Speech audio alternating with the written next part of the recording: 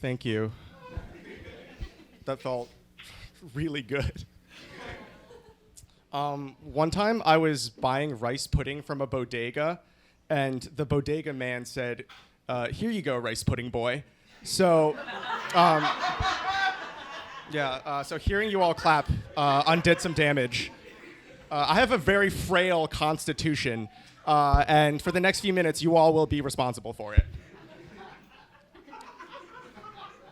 I think the reason that I took so much damage from that is because he didn't even know me, right? He perceived my order and my gender identity and then just used that to hurt me, right? He didn't know my name. Or that I crinkle my nose when I laugh. That I'm scared of goodbyes because they're hardly ever good. He doesn't know that I prefer rainy days to sunny ones, or that I wished he would notice once, just once, how beautiful he was. No, to him, I was just rice pudding boy. I don't even buy rice pudding that often, so only one of those nouns applies. But somebody out there thinks that I do. Things that I buy are so much rice pudding that it christens me, you know? And I care. I care so much. The noun was boy, for anyone wondering. Anyone still wondering? Because I'm a little boy. I'm a itty weeny little boy who can't stand up for himself, who needs people to like him, and when faced with adversity needs Binky and Baba. When I was 12 years old, I saw Mike Sorrentino and became insecure for the first time. This is relevant, I promise. So for those of you who, I guess, aren't bad people, Mike Sorrentino is more colloquially known as The Situation. So when I was 12 years old, I saw The Situation for the first time, and I really wanted to be him. I wanted to be him. His abs, right? Like the bottom half of a Poland Spring bottle. Very optimized for grip, right? He could probably climb a tree like a snake if he wanted to. His hair looked wet all the time. You know how sometimes your hair is dry and it looks like shit and you're ugly? Mike never had that problem. Not Mike. But above all, he had perfectly tan skin, right? Which is something a little rice pudding boy like me could never even dream of. Olive complexion like Mike.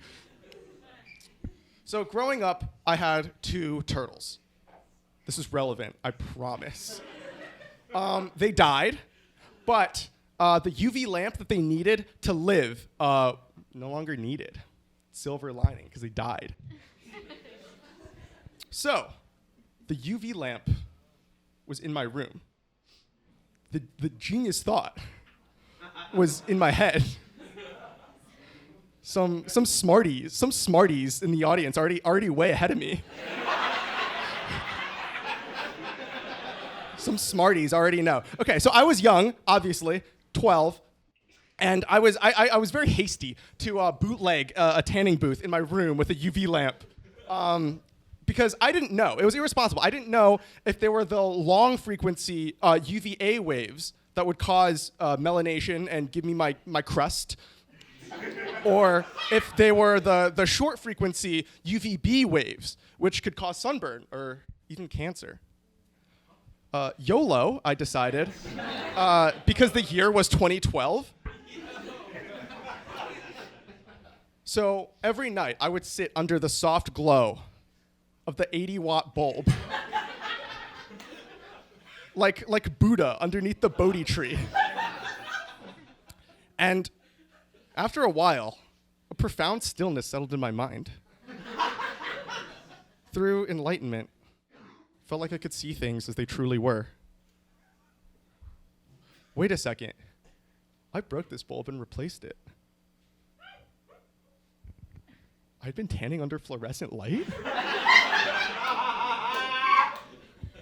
That's what I do. That's what I do to get people to like me. I grew up in Westchester, New York, so it's not like we were the ones responsible for like printing out the dark-skinned beauties, right, and getting them into circulation.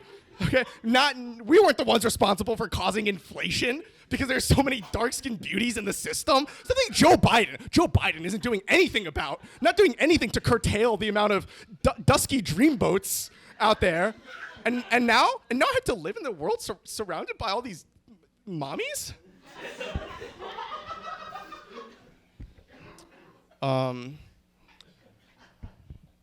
Any racial minorities in the audience?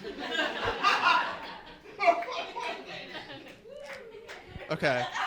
That was a rather aloof amount of applause for racial minorities. Just so I could get the full picture, how many boos for racial minorities? Okay. Thank you, I guess. Okay, so I guess I don't really know how to start this next story. So I'm gonna ask you to do it for me. It's about being Asian in a post-COVID world.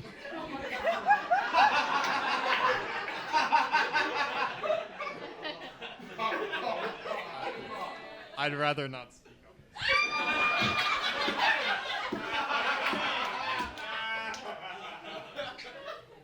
I have to do everything. I have to do everything around here. Okay, so for this story, you have to know two things. One, I'm Asian in a post-COVID world.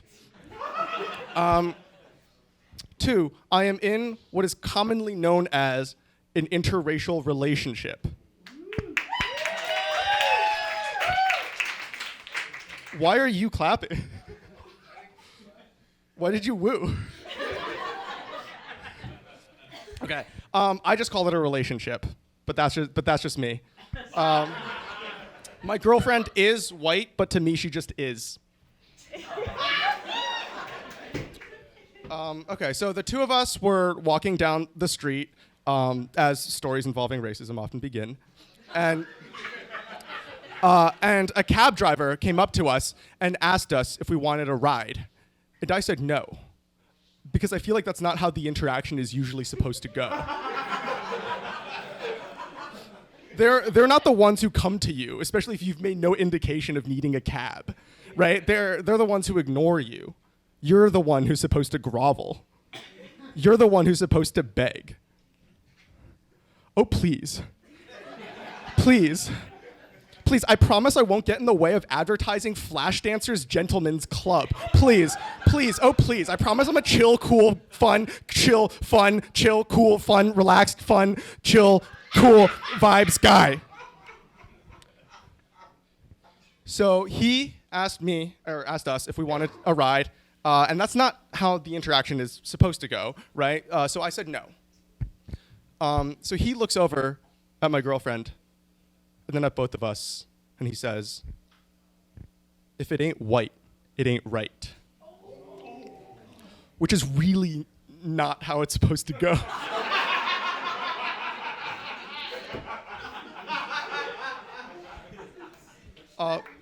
Because she was white. So to my knowledge, everything was right.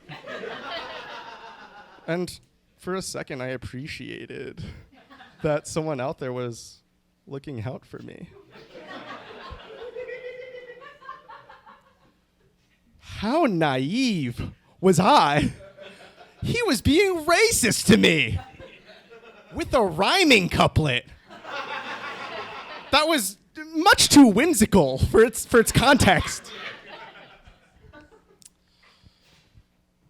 I put up emotional walls sometimes, which is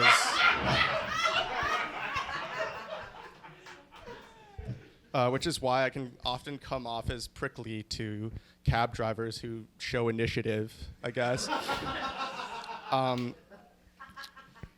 And just when I thought that someone was trying to take care of me,